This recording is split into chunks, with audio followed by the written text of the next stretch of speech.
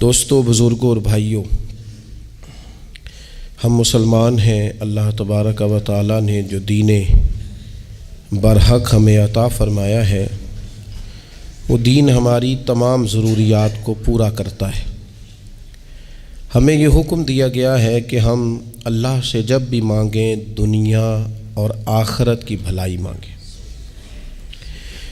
ہمارے ہاں چونکہ ایک بڑا طبقہ ایسا ہوتا ہے الا ماشاء اللہ جس کو دنیاوی ضروریات پوری طرح گھیر لیتی ہیں اور دنیا داری کے مسائل ذہن پر دل پر پوری طرح حاوی ہو جاتے ہیں۔ ہر وقت تصور یہی رہتا ہے کہ کسی طریقے سے میری دنیا داری مضبوط ہو جائے، میری دنیا داری مکمل ہو جائے، میرے روزمرہ کے کام پختہ ہو جائیں۔ اس کا لازمی نتیجہ یہ نکلتا ہے کہ انسان دینی کاموں کو بھی معاذ اللہ دنیا کے لیے کرنا شروع کر دیتا ہے۔ کعبۃ اللہ میں جا کر بھی، بیت اللہ شریف کا طواف کر کے بھی، حجر اسود کے بوسے کے بعد بھی، مقام ابراہیم پر نفل پڑھنے کے بعد بھی، حتیٰ کہ نبی اکرم صلی اللہ علیہ وسلم کی بارگاہ عالی مرتبت کی حاضری کے دوران بھی الا ماشاء اللہ لوگ دنیا ہی مانگتے رہتے ہیں۔ میرا فلانا کام ہو جائے، میرے بچوں کے معاملات سنور جائیں، فلاں کا مستقبل بہتر ہو جائے۔ دنیا کی خیر اللہ سے مانگنا برا نہیں، لیکن صرف دنیا ہی مانگنا اور اپنی آخرت کو فراموش کر دینا۔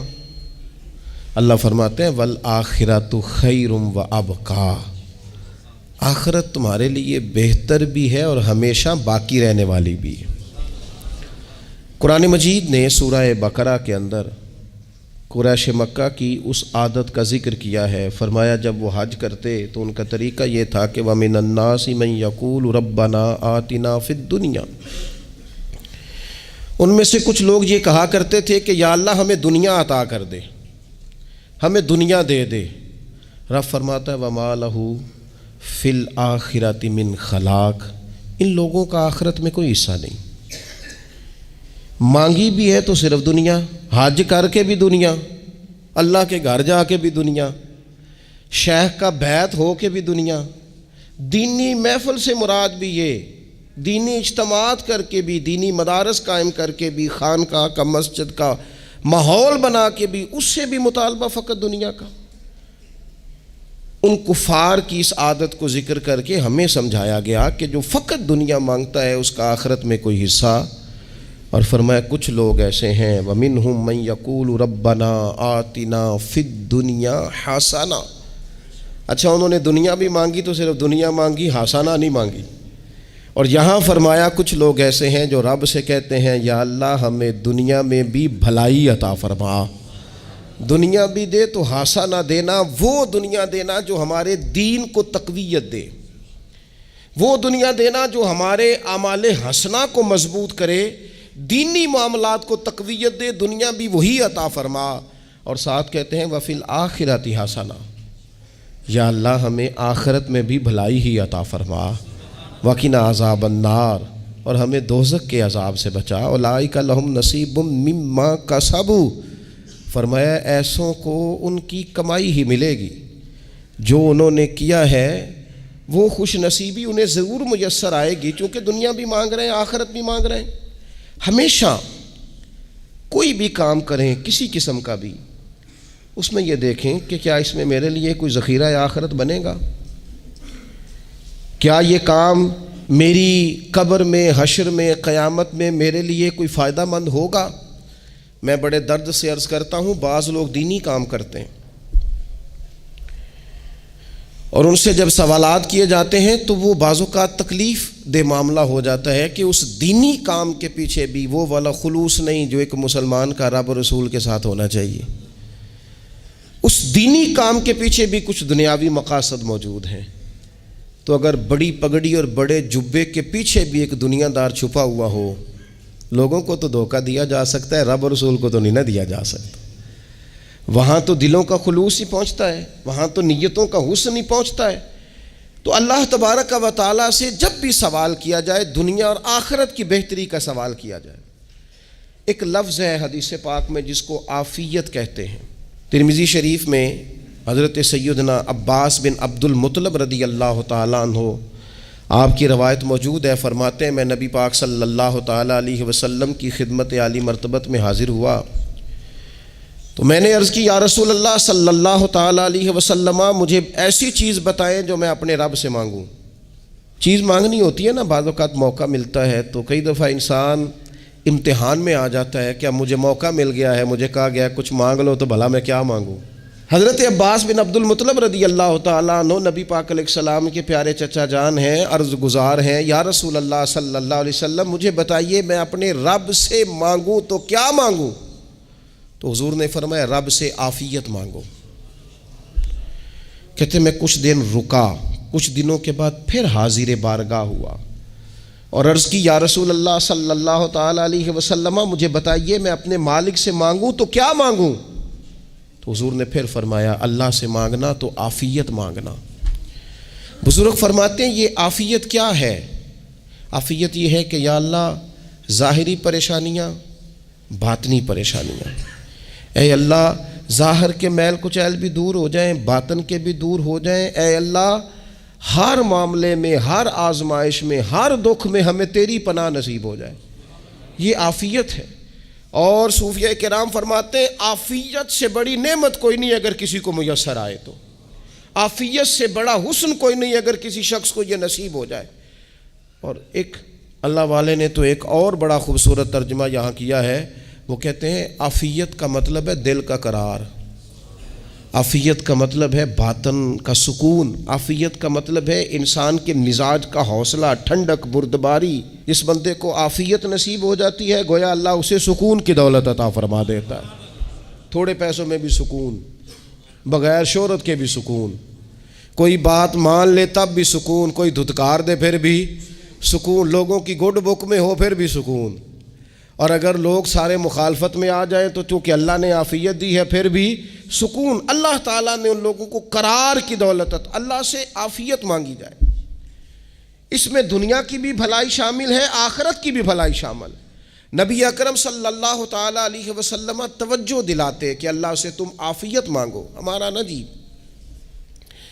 کیونکہ سب سے بڑا مسئلہ روحانی تربیت کا ہے، ہمارے ہاں باتیں ڈھیر سارے لوگوں کو آتی ہیں اور بہت زیادہ آتی ہیں، منصوبہ بندی کرنا، پلاننگ کرنا، اپنے معاملات کو خود سے کیسے لے کے چلنا ہے، کیسے ٹھیک کرنا ہے، اپنے حق میں دنیا کو کس طرح قائل کرنا ہے، یہ ڈھیر سارے لوگوں کو آتا ہے، اور اپنے حق میں دلائل کس طرح قائم کرنے ہیں، اس میں بہت سارے لوگ خود کفیل ہوتے ہیں، انہیں کسی سے مشاورت کی بھی ضرورت نہیں ہوتی۔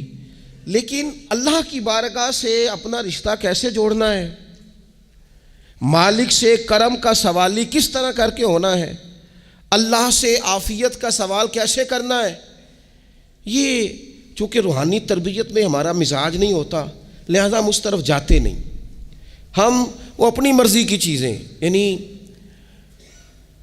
وظیفہ پوچھ کے گئے ہیں ایک صاحب، کچھ عرصے کے بعد آئے ہیں تو آ کے کہتے ہیں مولانا صاحب، پیر صاحب یا قاری صاحب یا فلاں صاحب، کسی سے بھی پوچھ کے گئے، کس چیز کو نیک آدمی جانا، پھر لوٹ کر آ کے کہتے ہیں کہ آپ نے وظیفہ بتایا تھا پر کام کوئی نہیں ہوا۔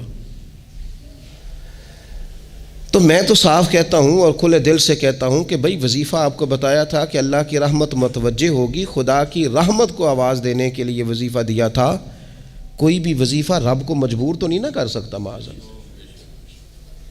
اور وظائف کس لیے پڑھے جاتے ہیں کہ جلدی سے معاملات ٹھیک ہو جائیں، میرے حق میں چیزیں بہتر ہو جائیں، تو اللہ کی رضا کے لیے پڑھے جاتے ہیں۔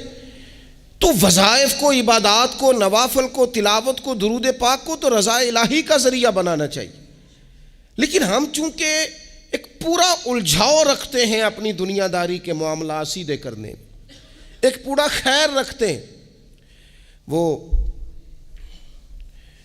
لوگ ملتے رہتے ہیں مختلف بزرگوں کی نسبت کے تعلق سے، تو بعض جگہوں پہ بعض لوگ بڑے تیز ہوتے ہیں، یعنی ان سے آپ کی ملاقات ہوتی ہے تو بندے کو محسوس ہوتا ہے کہ یار اسے تو پہلے ہی ساری باتوں کا پتہ ہے، اور کئی دفعہ ان سے ملنے کے بعد احساس ہوتا ہے کہ یار اس سے تو تھوڑا سیکھ ہی لیتے تو بہتر تھا، یہ تو بات بڑی آگے نکل گئی، سارا پتہ ہوتا ہے، باشعور ہوتے ہیں، لیکن ڈر آتا ہے اللہ سے۔ اتنا باشعور آدمی، سمجھدار، پنچایت، پریا، لوگ، دین، دنیا سارا پتہ ہے، نماز کا ٹائم آ گیا تو وہ چھپتا پھرتا ہے، اس کی طبیعت پر بوجھ بن رہا ہے معاذ اللہ اللہ کے حضور حاضر ہونا، اسے خیر کا کام کرنا پڑ رہا ہے تو وہ ادھر ادھر نکلتا جا رہا ہے۔ تو سوال یہ ہے کہ پھر یہ شعور کا کیا مطلب رکھا ہوا ہے ہم نے؟ پھر اللہ سے دعا کرنے کی ضرورت نہیں۔ وہ حضرت عارف رومی رحمۃ اللہ تعالیٰ علیہ فرمایا کرتے تھے بعض لوگوں کو رب سارا کچھ دیتا ہے، سجدے کی توفیق نہیں دیتا۔ اس کا مطلب یہ ہے کہ وہ کہتا ہے یہ سارا کچھ لے اور نکل جا، میرے گھر نہ آنا، رکھ سارا کچھ پاس۔ رب سے عافیت مانگی جائے، اس سے اس کا فضل مانگا جائے، اس سے اس کا کرم مانگا جائے۔ اللہ کے پیارے رسول صلی اللہ تعالیٰ علیہ وآلہ وسلم اس عافیت مانگنے پر زور دیتے، توجہ دیتے۔ میں آپ کو صحیح بتاتا ہوں، رب نے اگر کسی بندے کو عافیت میں رکھا ہو نا تو حالات کیسے بھی برے چل رہے ہوں اس کا بگاڑ کچھ نہیں سکتے۔ اور اللہ تعالیٰ معاف کرے، 100 دفعہ خاکم بدہن اگر کسی وقت اس کے کرم کی نگاہ پھر جائے تو پھر سارے اسباب سمیت بھی انسان اپنے پیروں پہ کھڑا نہیں رہ سکتا۔ اس سے جب تک طلب کرم نہیں ہوتا، طلب عافیت نہیں ہوتی، اس کی بارگاہ سے جب تک بندہ مومن پورا رجوع نہیں کرتا، یہ عافیت اتنی اعلیٰ چیز ہے کہ نبی پاک علیہ السلام نے فرمایا اذان اور اقامت کے درمیان جو وقت ہوتا ہے اس میں دعائیں رد نہیں ہوتی۔ دعا مانگا کرو گے تمہاری اللہ اپنے فضل سے قبول کر لے گا۔ عرض کی یا رسول اللہ کیا مانگے؟ تو فرمایا عافیت مانگو رب سے۔ حضرت انس بن مالک حدیث کے راوی ہیں رضی اللہ تعالیٰ عنہ، یہاں بھی فرمایا یہ عین قبولیت کا ٹائم ہے، اب اللہ سے عافیت مانگ لو، اس کی پناہ۔ ہم دعاؤں میں بھی محدود ہو جاتے ہیں۔ رب دا طالب کوئی نہ ملیا، جو ملیا طالب زردہ ہو، دعاؤں میں بھی حد بندی۔ بعض اوقات بچے بھی تربیت کرتے ہیں نا، ایک مولانا ہے، ان کا خیال ہے کہ انہوں نے مجھ سے کچھ پڑھا ہے تو کبھی کبھی استاد جی کہہ دیتے ہیں، بہت پرانی بات ہے، انہوں نے مجھے فون کیا کہ اگر آپ کبھی تشریف لائیں، تو میں نے کہا پتر دعا مانگ اللہ کو چھوٹی جی گڈی دے وے۔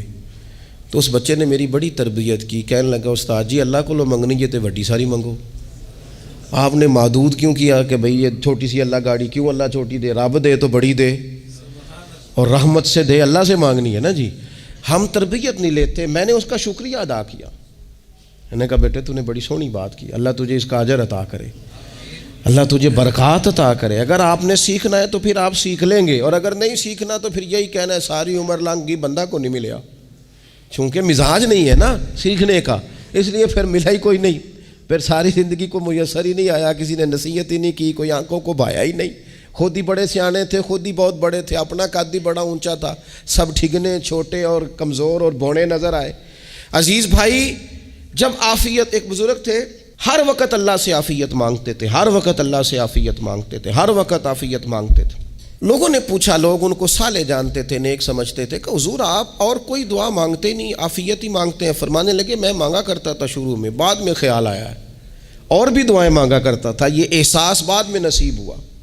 فرماتے میں مزدوری کرتا تھا، مال برداری کرتا تھا، ایک جگہ پہ ڈیوٹی کر رہا تھا تو تھک گیا، اور وہ جو کام لینے والے لوگ تھے ان کا رویہ بھی بڑا ترش تھا، تکلیف ہوئی، تو میں نے اپنے مالک کی بارگاہ میں عرض کی مالک اگر 2 روٹی بغیر مجھے مشقت کے مل جائے دن میں تو تیری بارگاہ تو بڑی کریم ہے۔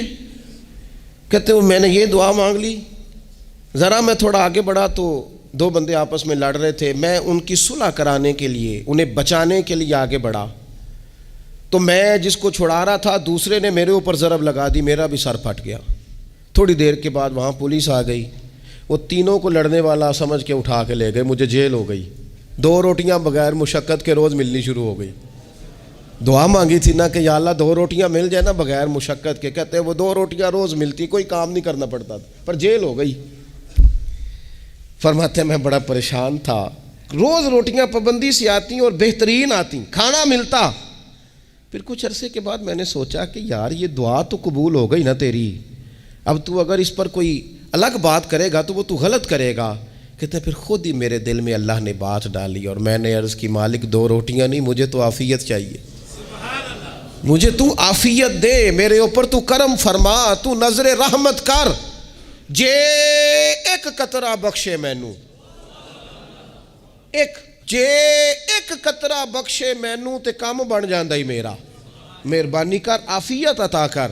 فرماتے پھر خدا نے کرم کیا، کہاں سے اسباب بنے میرے جیل سے چھوٹنے کے، کون کون میرے ضمانتی بنے اللہ ہی جانتا ہے۔ فرماتے ہیں دروازے بھی کھل گئے، رزق بھی ملتا ہے، صحت بھی میسر ہے، سجدہ بھی کر لیتا ہوں، سویرے تلاوت بھی کرتا ہوں، شام کو مدینے والے کی بارگاہ میں رج کے درود و سلام بھی عرض کرتا ہوں، میں ممکن ہوتا ہے تو کسی غریب کی داد رسی بھی کرتا ہوں۔ اب سمجھ آئی ہے، ربنا آتنا فی الدنیا حسنۃ وفی الآخرۃ حسنۃ وقنا عذاب النار۔ اب سمجھ آئی ہے رب سے جب بھی مانگنا ہے عافیت ہی مانگنی ہے، اس سے کرم مانگ۔ ہم نے محدود دعائیں رکھی ہوئی ہیں، محدود، وہ جی فلانا کام میرا ہو جائے تو بھئی وہ ایک ہو گیا، اس کے بعد پھر نئی ٹینشن بن جائے گی، نہیں میں جی بچوں کی شادی کر لوں جی پھر میں فارغ ہوں۔ آپ شادی کر کے دیکھیں، لاگ پتہ جائے گا کیسے فارغ ہوتے ہیں۔ آپ یہاں رکتے کیوں ہیں؟ آپ خدا سے عافیت کیوں نہیں طلب کرتے؟ اس کی بارگاہ سے وہ کیوں نہیں مانگتے کہ جو ایک قطرہ ملے تو دنیا اور آخرت کے سارے کام ہو جائے؟ اس سے اس کی رحمت کا سوال کرے، اس سے اس کے کرم کا سوال کرے۔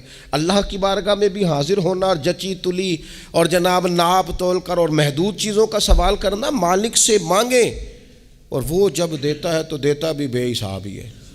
وہ جب عطا کرتا ہے تو کرم کے دروازے کھول کے عطا کرتا ہے، ورنہ تو ایک الجھن سے انسان نکلتا ہے دوسری میں الجھ جاتا ہے، ایک گتھی کو سلجھاتا ہے پھر۔ اقبال رو پڑے تھے، کہنے لگے میں عقل کی گتھیاں سلجھا چکا ہوں، یا رب مجھے صاحب جنوں کر دے۔ اللہ یہ بڑا میں نے ہیر پھیر دیکھ لیا، مجھے دیوانہ بنا، اب مجھے جنون ہو، اب میں کسی کے لیے رویا کروں، اب میں کسی کی یاد میں تڑپا کروں، اب میں رات کسی کے لیے میری آنکھیں بیدار رہیں۔ یہ بڑی ہو گئی دنیا داری، عقل کی گتھی حالانکہ نہیں سلجھتی، پر اقبال کہتے ہیں عقل کی گتھیاں سلجھا چکا ہوں، یا رب مجھے صاحب جنوں کر دے۔ اور پھر کہنے لگے بجھی عشق کی آگ اندھیر ہے، اب یہ مسلمان نہیں یہ خاک کا ڈھیر ہے، تو مٹی بن کے رہ گیا۔ کیا کہاں اپنی ساری توجہات کا قبلہ کس چیز کو؟ میرے عزیزو اللہ سے عافیت۔ نبی پاک علیہ الصلوۃ والسلام نے ایک شخص سے پوچھا کیا دعا مانگ رہے ہو؟ تو اس نے کہا یا رسول اللہ میں اللہ کی بارگاہ میں صبر کا سوال کر رہا ہوں۔ تو حضور فرمانے لگے صبر تو مصیبت پر ہوتا ہے۔ یا رسول اللہ پھر کیا مانگوں؟ آپ ان جملوں اور لفظوں کی گہرائی کو سمجھیں، صبر کے لیے تو پہلے مصیبت آئے گی پھر صبر آئے گا۔ تو یا رسول اللہ کیا مانگوں؟ فرمایا تو رب سے عافیت مانگ۔ مانا کیا ہے؟ مصیبت آئے کیوں؟ اللہ تجھے اپنی حفاظت کے حصار میں لے لے، وہ وقت ہی کیوں آئے کہ جب تیری طبیعت الجھ جائے، جب تو پریشان ہو جائے، جب تو اللہ سے عافیت مانگنا۔ جب تو عافیت مانگے گا تو اگر کبھی مشکل آئے گی بھی نا تو خدا پھر اپنے فضل سے مشکل سے نکلنے میں رستہ بھی بڑی جلدی عطا فرمائے گا اور تیرے اوپر فضل فرمائے گا۔ اگر عافیت، یہ جو ہم نبی پاک کی امت ہے نا، تو یہ ہمارے گرد اللہ کے فضل اور اس کی رحمت کا حصار ہے، یہ حصار ہے ہمارے گرد۔ وہ درویش نے کہا تھا نا کہ کروں شکر کتنا اور کروں فخر کتنا کہ تیرے کرم نے مجھے فائز المرام کیا، دیکھو بنا کے سید عالم کا امتی مجھ کو گناہ سے پہلے ہی بخشش کا انتظام کیا۔ ابھی میں نے غلطی کی نہیں لیکن مجھے حضور کا غلام بنا دیا، بخشش کا بندوبست پہلے ہو گیا۔ اپنے مالک سے بیمار بھی اس سے عافیت مانگیں، مقروض بھی اس سے عافیت مانگیں، بے اولاد بھی اس سے عافیت ہی مانگیں، صاحب اولاد بھی اس سے عافیت ہی مانگیں، جو دولت کے حصول کے رزق حلال کے خواہش مند ہیں وہ بھی اس سے عافیت مانگیں، اور جن کی جھولی اس نے بھر دی ہے وہ بھی اپنے رب سے عافیت ہی مانگیں۔ مالک سے جب سوال کرے، ایک بزرگ تھے انہوں نے تو اپنی انگوٹھی میں لکھوا لیا تھا کہ یا اللہ مجھے عافیت عطا فرما، مگر جب بھی دیکھتا ہوں یاد آ جاتا ہے کہ اللہ سے عافیت مانگنی۔ اپنے مالک کی بارگاہ کے اندر دیکھو، میں نے دیکھا ہے وہ کسی نے کہا تھا کہ تیری خواہش ہے کہ وہ تیری آرزو کرے پوری، اور میری خواہش ہے کہ تیری آرزو بدل جائے۔ کچھ لوگ ایسی خواہشات بھی لے کے آتے ہیں کہ جو پوری نہ ہو تو بہتر ہوتا ہے، اس لیے آپ کو پتہ ہے موت مانگنا جائز نہیں دین میں.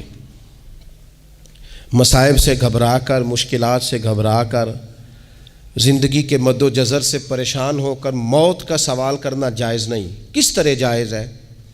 ان لفظوں کے ساتھ دعا کر سکتا ہے کہ یا اللہ جب تک میری زندگی بہتر ہے مجھے زندہ رکھ، اور جب میرا دنیا سے جانا بہتر ہے پھر تو مجھے اپنی بارگاہ میں بلا لے. یہ بھی کیا ہے؟ یہ بھی عافیت کا سوال ہی ہے کہ یا اللہ رکھ بھی تب تک جب تک رہنا بہتر ہے. نبی پاک نے بھی ارذل العمر ہونے سے پناہ مانگی.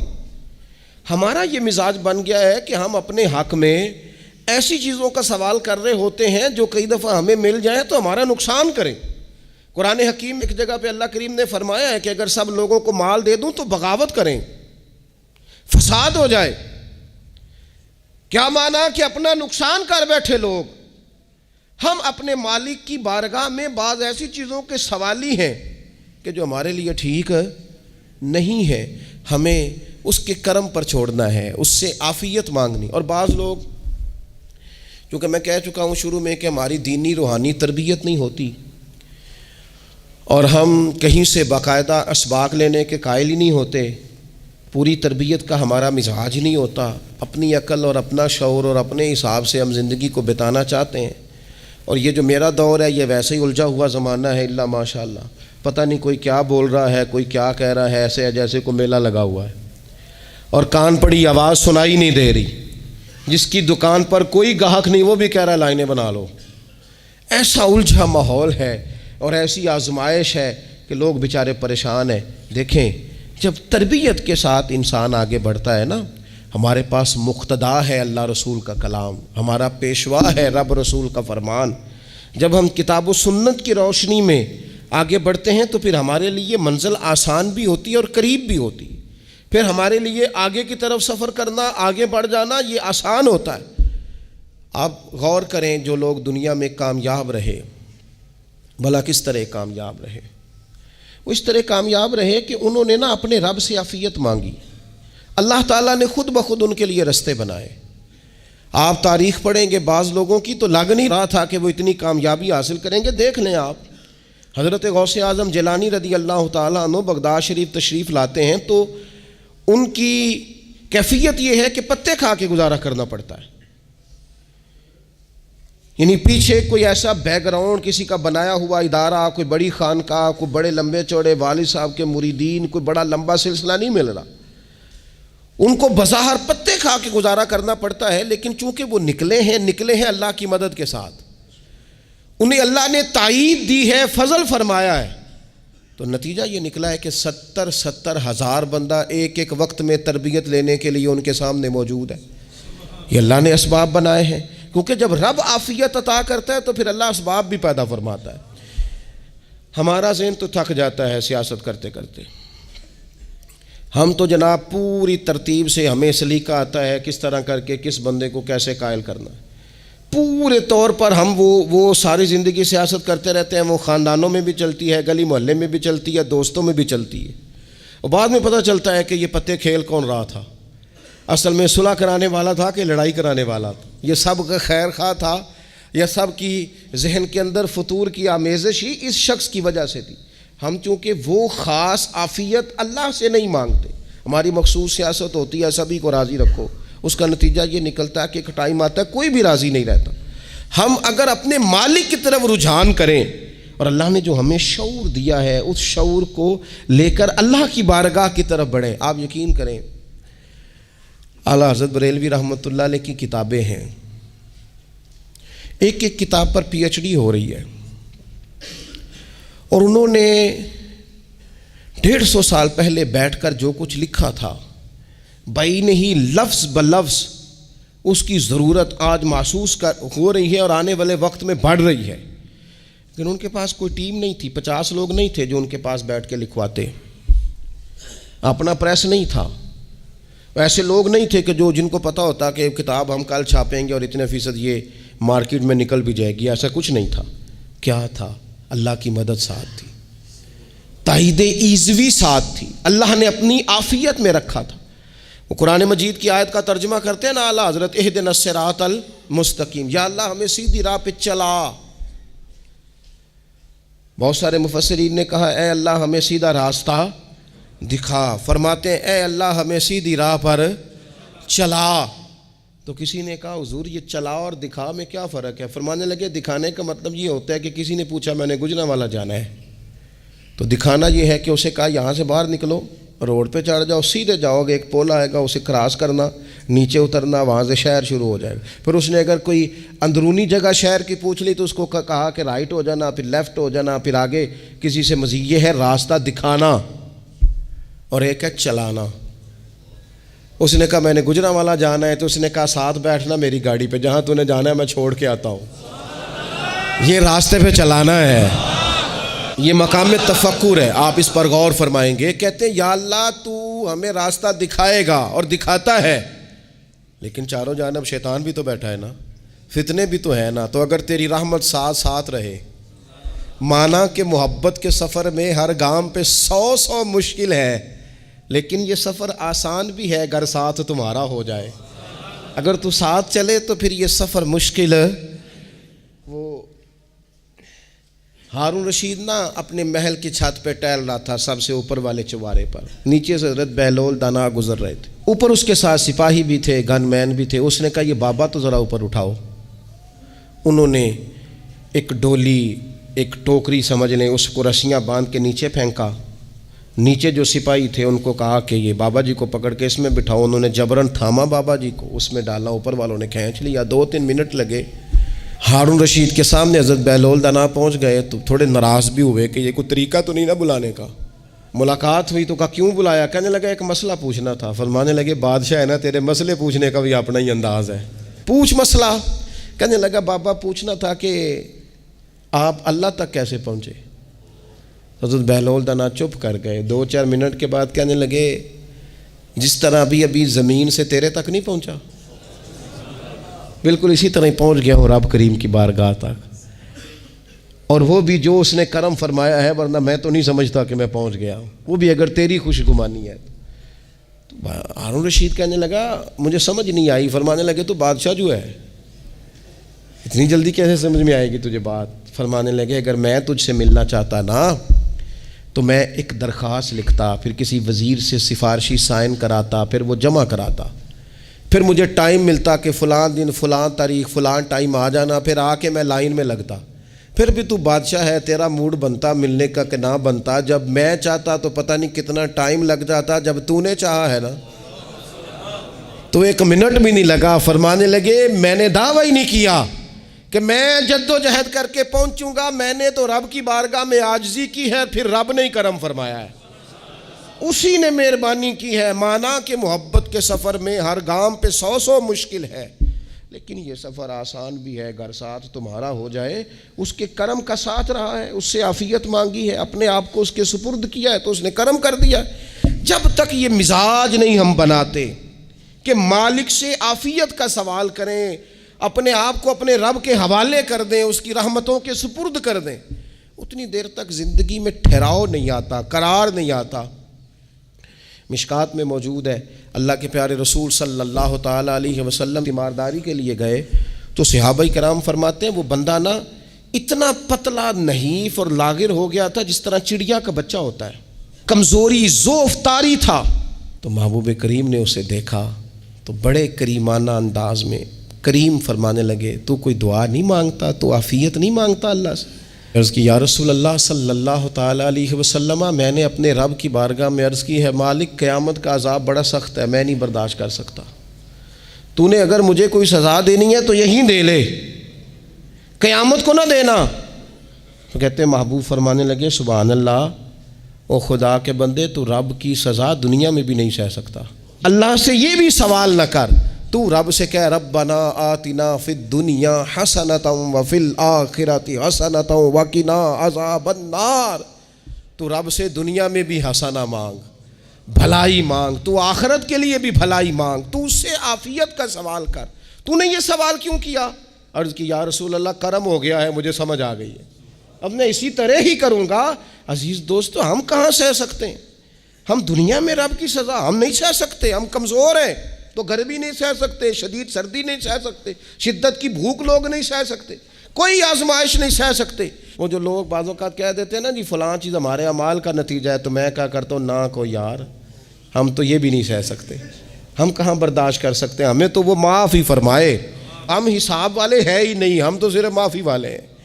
ہم سے نہ حساب پوچھے، اس نے حساب پوچھا تو پھر تو بڑی مشکل ہو جائے گی، اگر اس نے حساب پوچھا تو بڑی رسوائی ہو جائے گی، اگر حساب پوچھا تو مشکلات سامنے دکھائی دینے لگ جائیں گی۔ ہم سے تو وہ درگزر والا معاملہ کرے، ہم سے تو وہ کہے جا میں نے محبوب کے صدقے تجھے معاف کیا، جا تیرے لیے رحمت اور بخشش والا فیصلہ کیا۔ وہ کوئی سبب، اس کی رحمت کسی سبب کو دیکھ لے اور درگزر کر لے۔ تو آج کی پوری گفتگو میں آج آپ کو بڑی ذمہ داری سے یہ گزارش کر رہا ہوں، اللہ سے عافیت مانگے، ہر وقت عافیت مانگے۔ میری سالوں سے روٹین ہے، میں دعا مانگتا ہوں، اللہم انا نسألک العفو والعافیت فی الدین والدنیا والآخرہ۔ اور یہ خاموش تبلیغ ہوتی رہی، میں مانگتا رہا، کئی بچوں کو ویسے یاد ہو گئی، اس کو یاد کر لیں، اللہ سے عافیت مانگے، دین میں، دنیا میں، آخرت میں، اس کو اپنا مزاج بنائیں۔ اللہ تبارک و تعالی ہم سب کو عافیت نصیب فرمائے۔ آخر دعوانا الحمدللہ۔